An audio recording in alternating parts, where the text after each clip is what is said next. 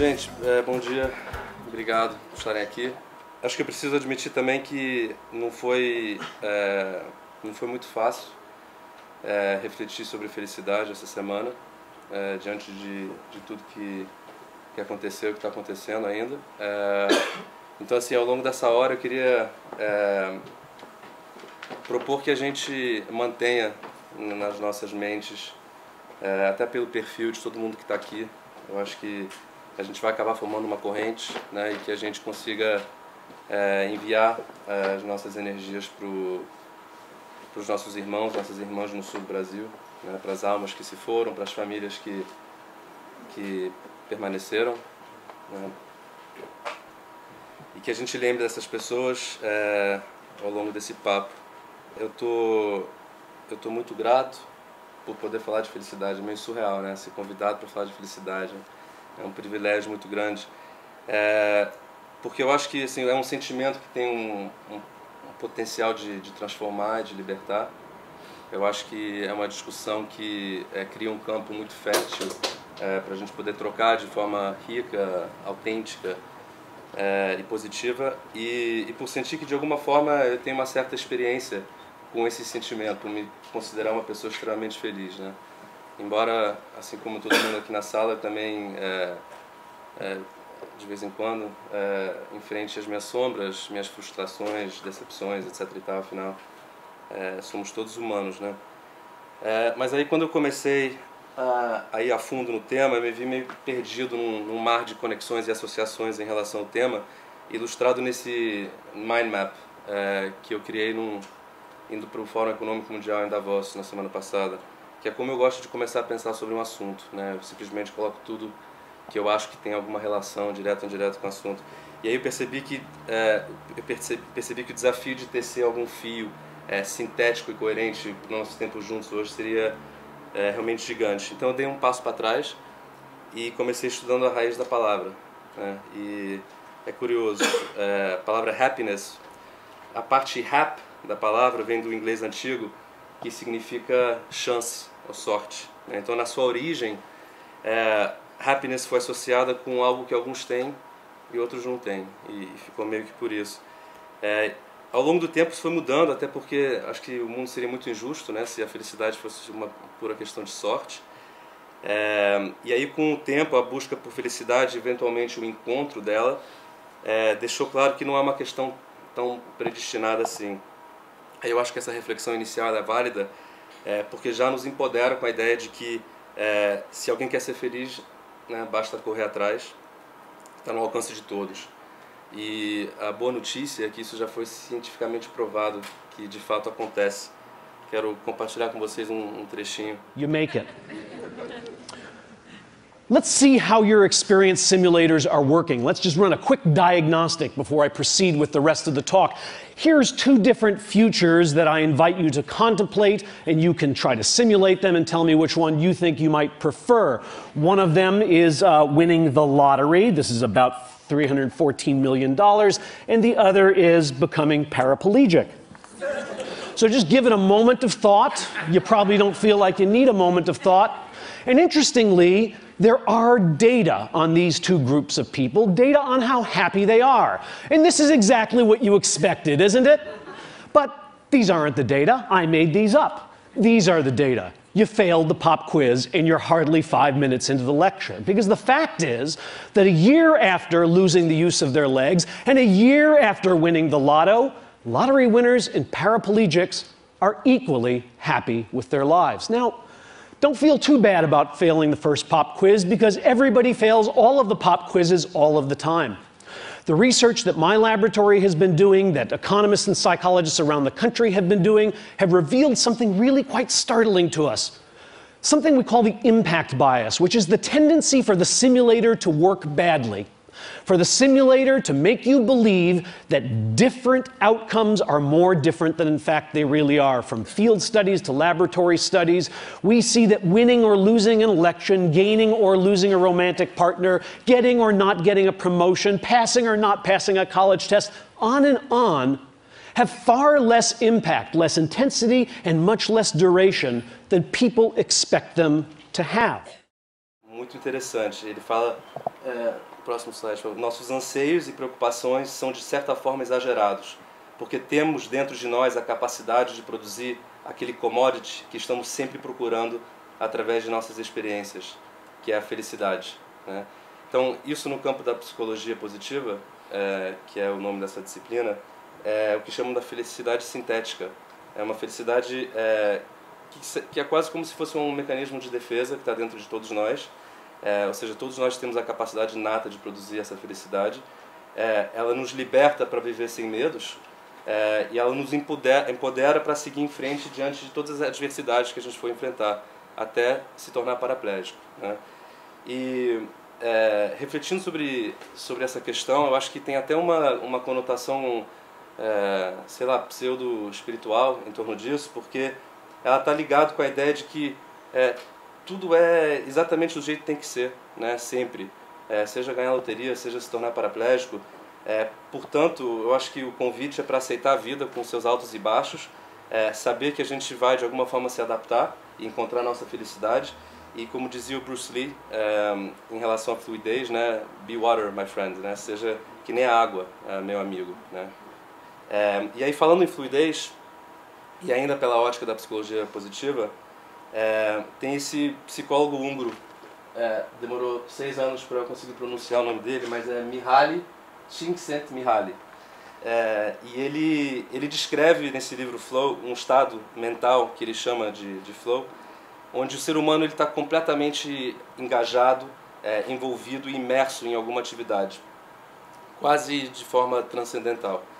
É como se tivéssemos absolvidos por uma felicidade extremamente plena, quase como um estado meditativo, onde você pode inclusive perder um pouco a noção de espaço e tempo. E eu me fascino com esse conceito porque, além de explicar um pouco como artistas e atletas mergulham no que fazem de uma forma supernatural, eu acho que ele também retrata esse sentimento da felicidade plena como uma ferramenta muito poderosa de criação e de superação. Agora, a felicidade ela também existe no âmbito político, né? Não sei quem não conhece o que está na tela aqui agora. Quem nunca ouviu falar do FIB? Plateia informada, gostei. O FIB é uma adaptação do PIB, né? Então, em vez de Produto Interno Bruto, é Felicidade Interna Bruta.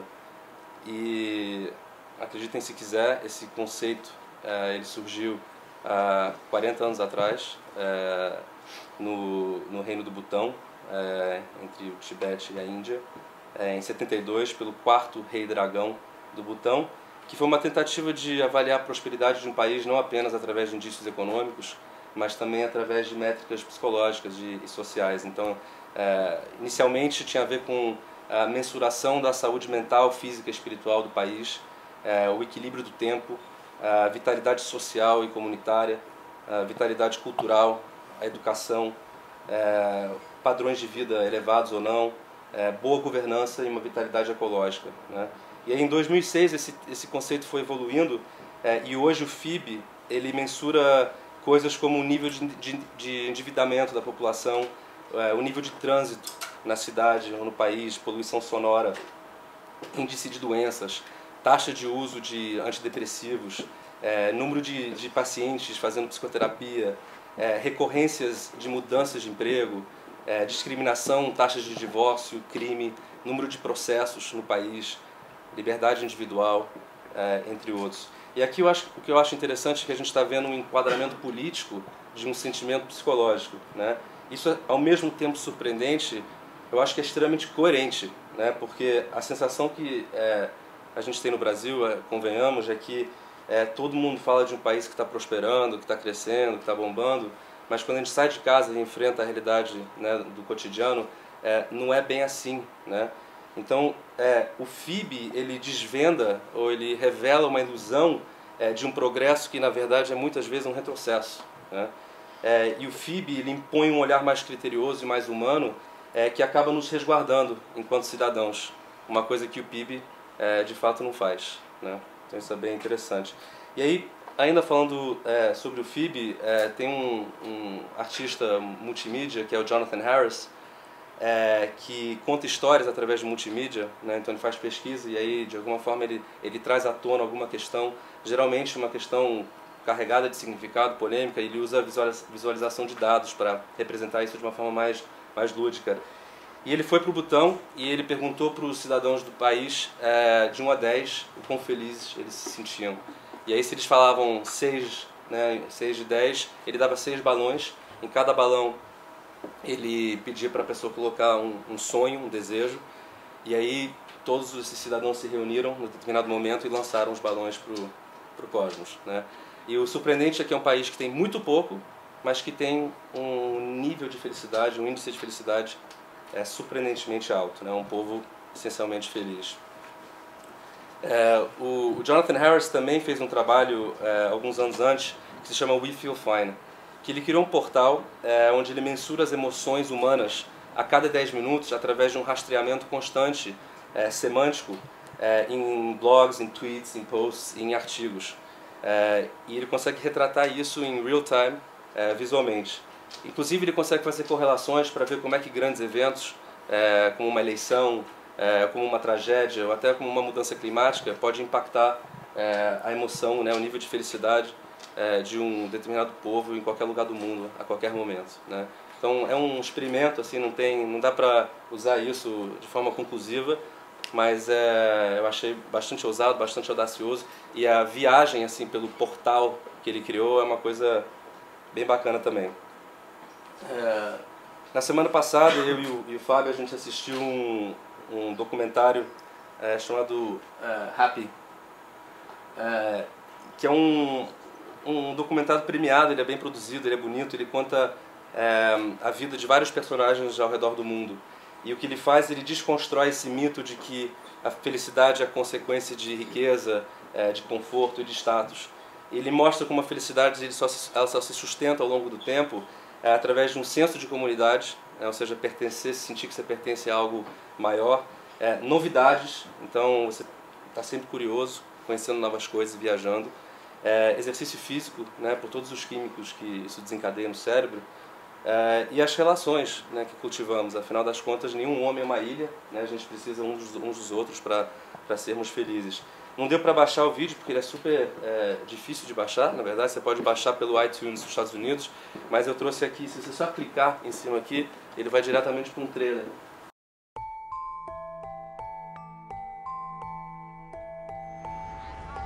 What do you want out of life? I don't know. To be happy? To be happy. I want the American dream. I want to be happy. The professor said to me, you can never measure happiness. Now, why they thought you could measure depression, which they were all doing, but you couldn't measure happiness, I'm not sure.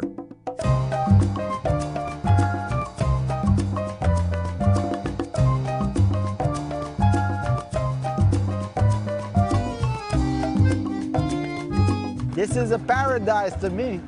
That's why I love it so much. And then you don't know what you're gonna see. When I was run over by a truck, my whole life changed.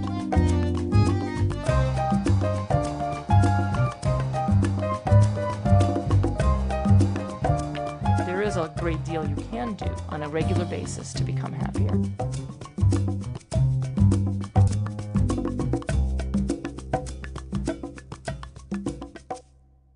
Ela era uma mulher linda que tinha ganhado vários concursos de beleza e o rosto dela foi esmagado por um caminhão.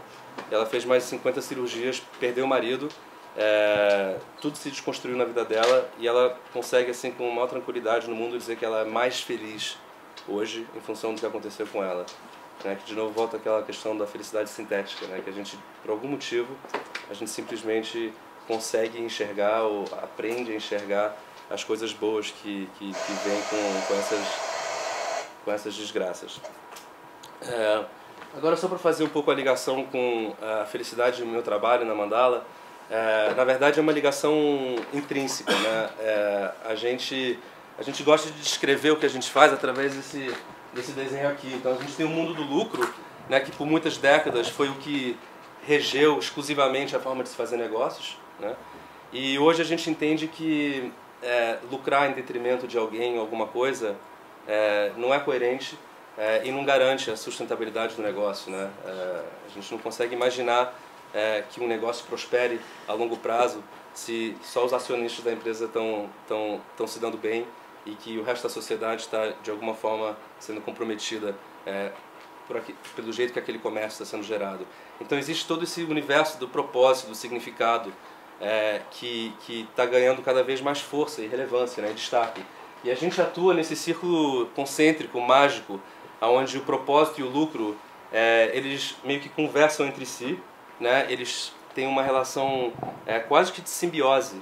Então a grande questão que a gente se faz com todos os nossos clientes é como é que o comércio que você gera pode estar a serviço da sociedade, para que esse lucro deixe um residual positivo e melhore a vida das pessoas. É o que a gente chama de inovação consciente.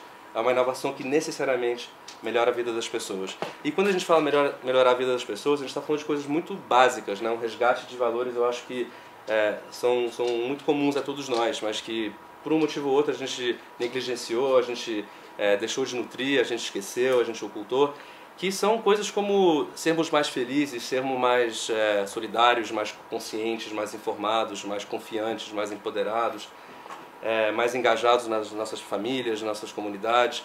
E é um pouco isso que a gente quer propor para as empresas, né? Para elas se enxergarem no todo, uma vez por todas, né? E se sensibilizarem com a esfera de influência que eles têm, né? A qual eles pertencem, e com isso ressignificar o trabalho que eles fazem, né? Para que de alguma forma os produtos e serviços que estão sendo comercializados não atendam apenas a uma aspiração de consumo, mas uma necessidade humana, né? Porque afinal das contas somos pessoas antes de sermos consumidores, né? Então virar essa chave e permitir que esse novo paradigma coexista no mundo de hoje, no mundo dos negócios, é mais ou menos o desafio que a gente decidiu abraçar. A Nike nos chamou para entender um pouco o momento da cidade e ver como é que uma marca como a Nike pode ganhar legitimidade junto aos cariocas, né? E aí o que a gente fez? A gente foi para o Rio, a gente passou 3 semanas lá, a gente subiu todos os morros, conversamos com os líderes comunitários, com produtores culturais, com atletas, com músicos, com todo mundo da cidade que vibra com a cidade. A gente entendeu que a cidade está passando por um momento muito distinto, até pela questão da pacificação, né? De repente existe esse livre trânsito entre os bairros, que antes não era muito característico, né, da vida no Rio. E a gente criou um conceito que vocês estão vendo aí, que é o Infusion, que tem um duplo sentido no inglês, mas é infundir a cidade com a paixão que a Nike tem imbuída na marca dela e provocar essa infusão entre os bairros, né? O esporte se misturando com a arte, né? Se misturando com música, enfim, e vendo como é que o esporte pode de fato ser um catalisador de transformação social, né? Então, como é que uma marca como a Nike, em vez de chegar no mercado e saturar a cidade com marca, meio que de uma forma impositiva, de cima para baixo, como é que ela consegue identificar os movimentos que já estão ocorrendo na base e potencializar esses movimentos, né, que é um pouco o que eles vêm fazendo. Então hoje a gente vê o aterro do Flamengo, que foi apropriado pela Nike para criar um centro de treinamento para jovens, as rampas de skate da Lapa, que foram reformadas, uma loja que abriu no Visconde de Pirajá, em Ipanema, a Taça das Favelas, que é um campeonato de futebol entre favelas, o Viaduto Futebol Clube, que foi patrocinado pela Nike, Atletas da Rocinha, patrocinados pela Nike também. Tem uma série de iniciativas nos diferentes bairros que estão, de certa forma, integrando a cidade. Então a Nike está participando desse momento de uma forma extremamente relevante, né, potencializando isso e tentando trazer uma certa felicidade para a cidade, né, para os cidadãos da cidade. E há muito pouco tempo atrás o jornal o Globo fez uma pesquisa para ver as marcas cariocas mais queridas, e no vestuário esportivo a Nike saiu como em primeiro lugar, né, que já é uma grande conquista para a empresa, que até então não tinha sequer uma presença na cidade, não tinha nem um escritório, né. A gente vê que é um conceito datado, né? Embora ele tenha ganhado novos significados ao longo do tempo, ele virou até uma área de estudo, né? uma disciplina, né? Psicologia positiva, mas está sempre associado a algo profundo, algo benéfico, né?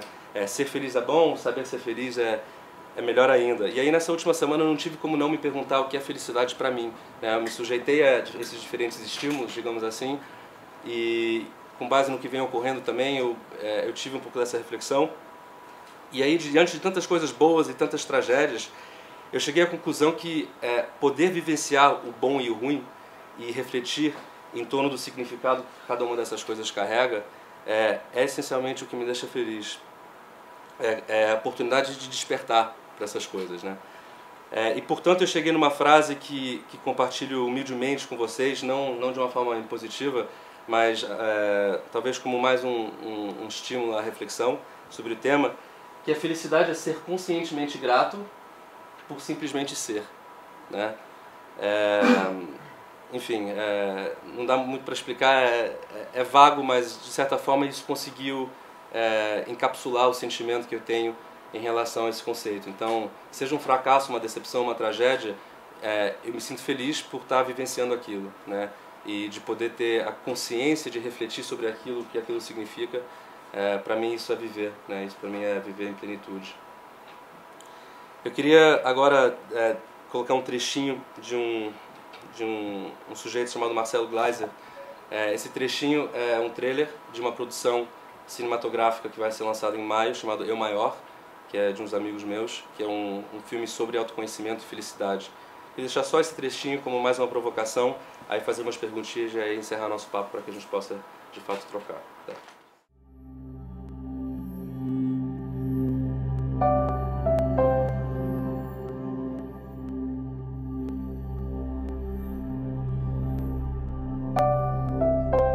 A felicidade é você poder escolher ao que você vai se prender.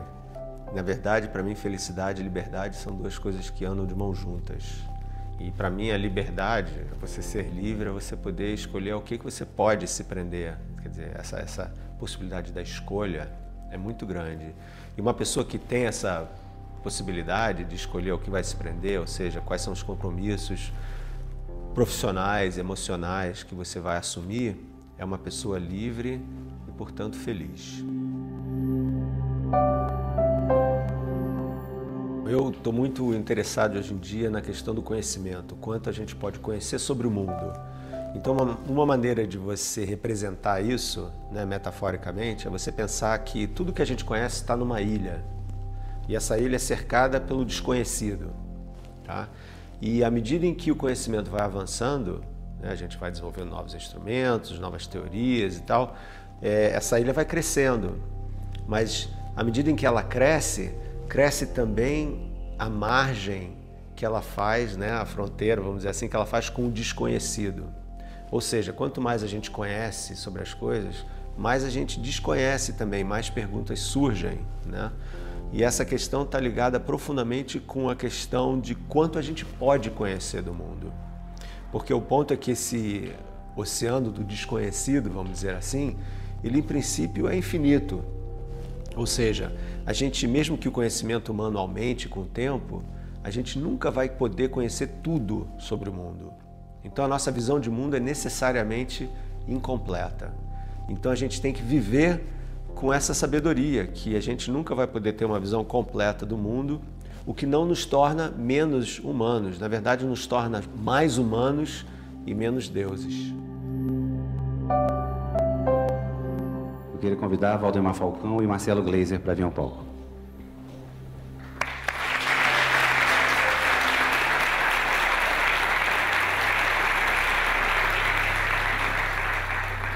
O ateu é o que acredita em não acreditar, entendeu? Então o ateu basicamente diz o seguinte: eu absolutamente nego a possibilidade de qualquer forma divina, sobrenatural no mundo. E o agnóstico não é assim tão radical. O agnóstico diz: olha, eu não acredito, não vejo nenhuma razão para acreditar ou em Deus ou na imortalidade da alma, coisa assim, mas por outro lado, eu não tenho nenhum dado para rejeitar a possibilidade. Entendeu? O fato da gente não entender alguma coisa não significa que ela precisa ser explicada de uma forma sobrenatural.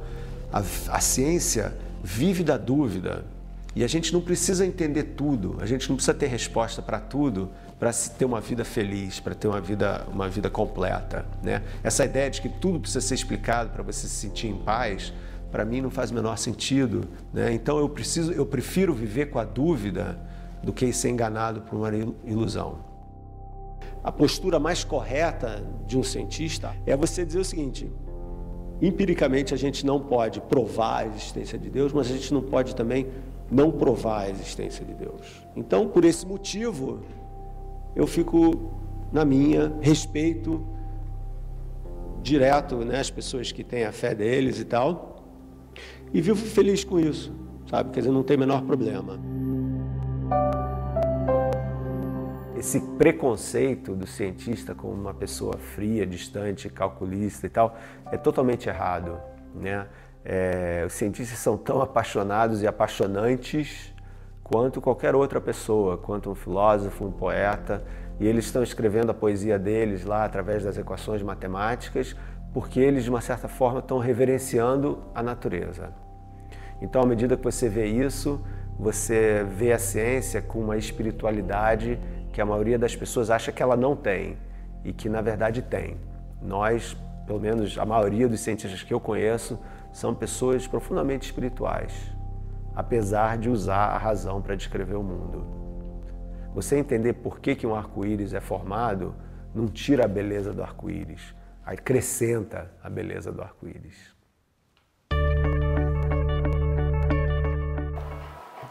Mas eu acho que assim, o importante é lembrar aquilo que a gente viu no começo da apresentação, que todos nós produzimos felicidade, né? A gente produz esse sentimento, é o nosso commodity, né? Faz parte do nosso sistema operacional básico, né?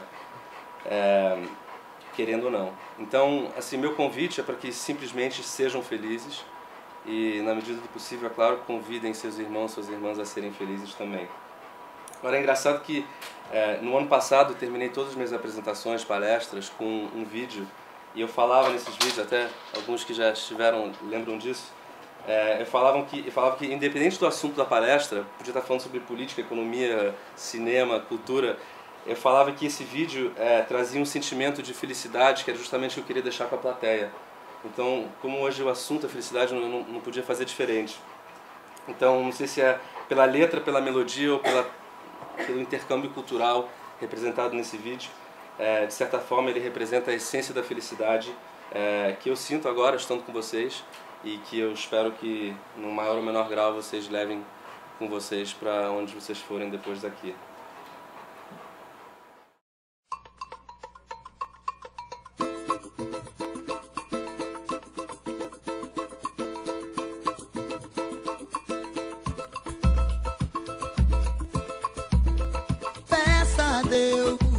Que os homens encontrem os seus passos perdidos e que os sonhos despertem esses olhos dormidos, que o amor transborde e vivamos em paz. Que os dias terminem com os braços cansados e que a sorte só queira estar ao teu lado, que a dor não me assombre nem me cause desvelo. Peça a Deus. Satitaranda para Brahma, Purushottama para Matma, Shri Bhagavati Sameda, Shri Bhagavate Namaha. Oh, oh, oh, oh. Peça a Deus que nos mande do céu muita sabedoria, um amor verdadeiro, que ninguém passe fome, um abraço de irmão, que vivamos em paz. Hey, que terminem as guerras e também a pobreza, encontrar alegrias entre tanta tristeza, que a luz ilumine as almas perdidas e um futuro melhor. Satitaranda para Brahma, Purushottama para Matma, Shri Bhagavati Sameda, Shri Bhagavate Namaha. Oh, oh, oh.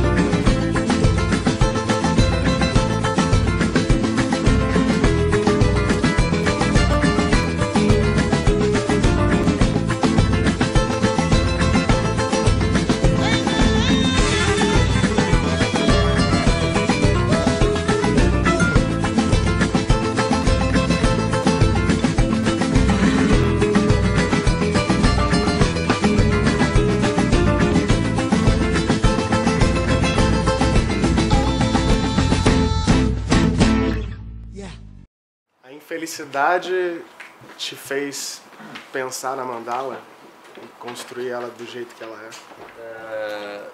Eu não iria tão longe.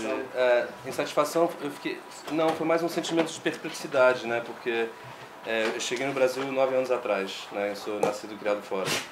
E saúde. E quando eu cheguei aqui, eu fiquei espantado com a falta de... Eu acho que falta de ética mesmo, né? No Brasil, a forma como negócios são feitos no Brasil, falta de transparência, de comprometimento das pessoas. A palavra falada não significa porra nenhuma, né? Aqui. A verdade é essa, a realidade é essa. E eu e o Igor, com quem eu fundei a Mandala, a gente viu uma oportunidade de mostrar que era possível sim prosperar, indo na contramão, né, desse jeito de se fazer negócios. Então a gente resgatou alguns princípios que a gente entende como sendo importantes, e aí é meio banal eu até trazer isso à tona, mas questões como respeito, amor ao próximo, compaixão, generosidade, são coisas que não pertencem, né, no ecossistema mercadológico, digamos assim. E a gente entendeu que a gente precisava se reconectar com isso e que, além de tudo, pensar assim e agir assim rende, né? E as empresas precisam se dar conta disso, né? Que a empresa do futuro ela vai se dar bem a partir do bem que ela promove, né? Senão vai deixar de existir, que é o que já está acontecendo, né? A gente já vê isso no dia a dia. Então eu acho que é mais uma consternação, assim, sabe, do que um sentimento de infelicidade. E tem mais, eu acho que nem estava se dando conta do que a gente estava fazendo em 2006, quando a gente montou a Mandala. Era uma ingenuidade, uma coisa intuitiva. A gente só foi entender, assim, a Mandala emergiu, né? Ela não foi criada, de certa forma. Hoje a gente olha para trás e a gente meio que se dá conta disso. Então, eu acho que você se manter num processo de reflexão constante, conscientemente ou não, te leva a buscar essas compensações, né? E a Mandala, de certa forma, representa isso. Quando uma empresa chega até vocês, é porque ela já entendeu que esse lucro e purpose, né, propósito e lucro, vocês estão exatamente naquele meio, ela já chega aberta para esses conceitos, ou vocês tentam fazê-las acreditar e mostrar que é possível, assim, como a Nike está acostumada a botar outdoor e propagandas na TV. Aí, para vocês chegarem a mudar isso e falar para elas, para a Nike entrar lá embaixo, nos porões do Rio de Janeiro e fazer alguma coisa? Não dá para essas perguntas não dá para responder de forma generalizada, né? Eu acho que a gente tem que lembrar que por trás da pessoa jurídica existem pessoas, né? E todo mundo está no seu momento. Então você pode ter uma empresa extremamente tradicional, resistente, que ainda opera nesse paradigma defasado, ultrapassado e falido, mas com pessoas lá que estão prontas para virar chave, né? Assim como você tem empresas extremamente inovadoras com pessoas que têm medo de mudar o status quo, né? E são carreiristas e não querem fugir do job description. Então, assim, depende. O que a gente entende é que, por um motivo ou outro, às vezes é pela questão idealista, às vezes é pela questão pragmática, as empresas entendem que eles precisam trazer novas discussões e discursos para, mais do que discursos, discussões, né? Para a realidade do dia a dia. E aí o nosso papel é chegar lá e, de uma forma bastante sutil, até porque a gente não pode impor essa mudança, a mudança tem que vir de dentro de cada um, senão ela não se sustenta, é ilusória. A gente tem que sutilmente trazer conteúdos, estímulos, provocações que vão permitir que esses novos ares, né, floresçam, né? A gente está vivendo um processo de transição, né, planetário. Então, não adianta também cuspir no prato que comeu. A gente chegou onde a gente chegou, algumas coisas são boas, outras não são, a gente entende que a gente precisa evoluir. Então, nosso trabalho é de tentar articular diálogos que até então não existiam, para que esse velho paradigma possa coexistir com o novo. Então, é meio que um aperto de mãos que a gente faz com as empresas, né? E não é só a empresa, a gente trabalha com o governo, com ONGs, com escolas, com fundos de venture capital também, organizações que precisam se enquadrar nesse novo mundo que a gente está vivendo, com todo o conhecimento e consciência que a gente vem adquirindo, para que a transição possa ser acelerada, né? Essa é a grande questão. O tempo é curto, o estrago foi enorme, a gente precisa acelerar esse processo de mudança e evolução.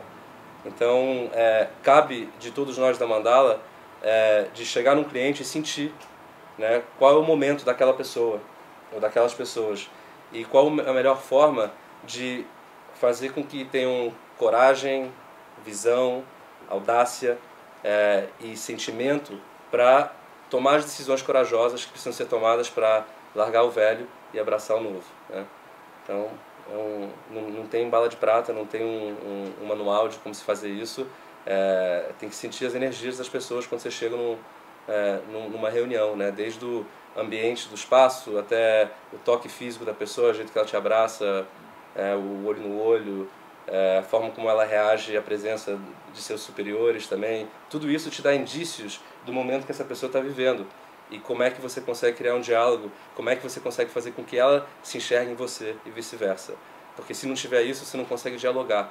Se a gente for visto como um bando de ativista, riponga, maconheiro, a gente não consegue dialogar com o mercado, né? Então é importante que a gente iguale um pouco as relações, a gente horizontalize a relação com o H da Mandala, que é o elemento humano, para a gente lembrar que por trás do cartão, por trás do cargo, são pessoas que lidam com as mesmas questões que a gente, insegurança, pouco tempo com a família, tudo isso faz parte da nossa realidade em centros urbanos como São Paulo. Então, se a gente conseguir equalizar esse entendimento de que somos iguais, a gente consegue se encontrar no meio, né? A gente consegue empatizar um com o outro, e isso é poderosíssimo para um processo de mudança onde a gente só consegue ir junto mesmo, né? Sozinhos a gente não chega em lugar nenhum.